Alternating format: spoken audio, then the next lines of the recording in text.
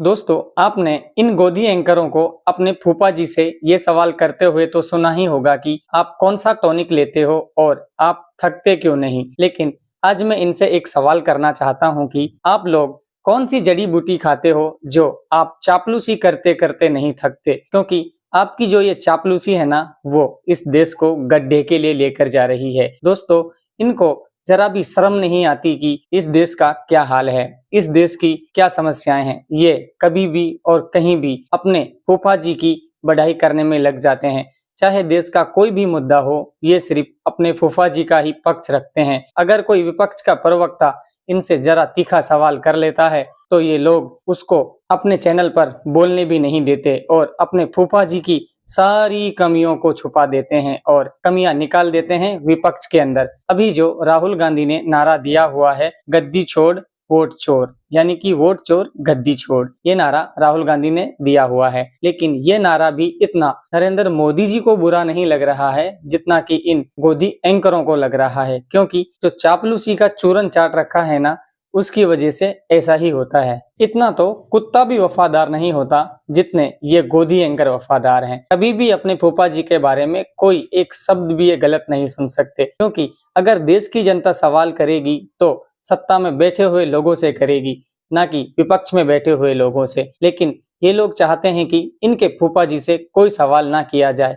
और इनके फूफा जी की सिर्फ और सिर्फ बढ़ाई ही की जाए। दोस्तों, मैं आप सबसे पूछना चाहता हूं, जो पावर में है सवाल उससे किया जाएगा या फिर जो विपक्ष में है सवाल उससे किया जाएगा। दोस्तों, आज मैं आपको सबसे बड़े गोदी एंकरों की कुछ तस्वीरें दिखाना चाहता हूं और नंबर वाई मैं आपको वो तस्वीरें दिखाने वाला हूं। मुझे जो लगता है कि ये सबसे बड़े गोदी एंकर हैं और सबसे बड़े चापलूस हैं और देश को गड्ढे में ले जाने के ये सबसे बड़े जिम्मेदार हैं, क्योंकि अगर इन्होंने देश के मुद्दों को उठाया होता तो आज हमारे देश का ये हाल नहीं होता। जो युवा रोडों पर बेरोजगार घूम रहे हैं वो आज नहीं घूमते। अगर इन्होंने सरकार से सवाल किया होता तो जो किसानों के साथ इस देश के अंदर हो रहा है, रोज किसान आंदोलन करते हैं लेकिन उनकी समस्याओं का कोई हल नहीं निकलता, वो नहीं होता। अगर मीडिया सबसे पहले ही पंजाब में जो बाढ़ आई है उसके बारे में अगर आवाज उठाती तो शायद आज पंजाब के अंदर वो बाढ़ नहीं आई होती, क्योंकि सरकार का काम है वहां पर पंजाबी भाइयों को सुरक्षा देना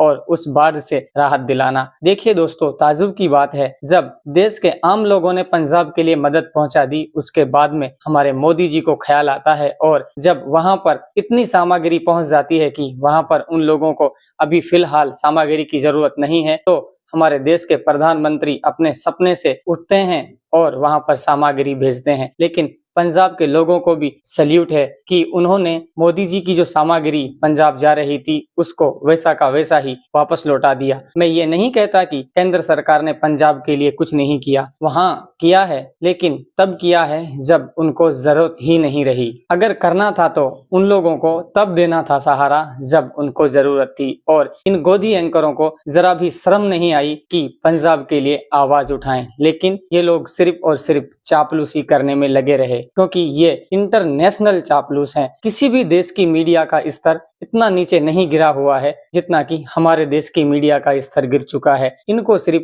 अपने फूफा जी से पैसा चाहिए और उसके बारे में गुणगान करना है, बस। इनको देश से कोई लेना देना नहीं है। ये सिर्फ स्टूडियो में बैठकर देशभक्ति करते हैं। अगर असली देशभक्त हो तो बॉर्डर पे जाओ और वहां अपनी देशभक्ति साबित करो। स्टूडियो में बैठकर तो मैं भी जुबान चला सकता हूं, लेकिन असली देशभक्त वो हैं जिनके बच्चे बॉर्डर पर अपनी जान का जोखिम उठा रहे हैं। तुम्हारी तरह नहीं क्रीम पाउडर लगाकर स्टूडियो में बैठकर बकवास करने लग जाते हो। गोदी एंकर जब बात करते हैं तो ऐसे करते हैं कि जैसे इस देश के प्रधानमंत्री सिर्फ इन्हीं के प्रधानमंत्री हैं। अरे वो जिन्होंने उनको वोट नहीं किया वो उनके भी प्रधानमंत्री हैं और जिन्होंने उनको वोट किया है वो उनके भी प्रधानमंत्री हैं। इस देश की जो जनसंख्या है 125 करोड़ की है, वो 125 करोड़ लोगों के प्रधानमंत्री हैं। लेकिन जब ये बात करते हैं तो इस तरह करते हैं कि जैसे वो सिर्फ इन गोदी एंकरों के ही प्रधानमंत्री हैं, बाकी और लोगों के नहीं। ऐसा नहीं होता। हाँ, मैं समझता हूँ कि जो तुम्हें पैसा देता है तुम उसका गुणगान करोगे, लेकिन कहीं जरा सा अपने दिल के अंदर इस देश के लिए भी जगह रखो, क्योंकि ये पैसा आप साथ लेकर नहीं जाओगे, लेकिन आपकी जो चापलूसी है वो इस देश को दीमक बनकर खा रही है। मैं आप सभी से रिक्वेस्ट करता हूँ, गोदी मीडिया को देखना बंद करो, और अगर आपको इसी तरह के और वीडियो देखने हैं तो हमारे चैनल को प्लीज सब्सक्राइब कीजिए और वीडियो को लाइक कीजिए।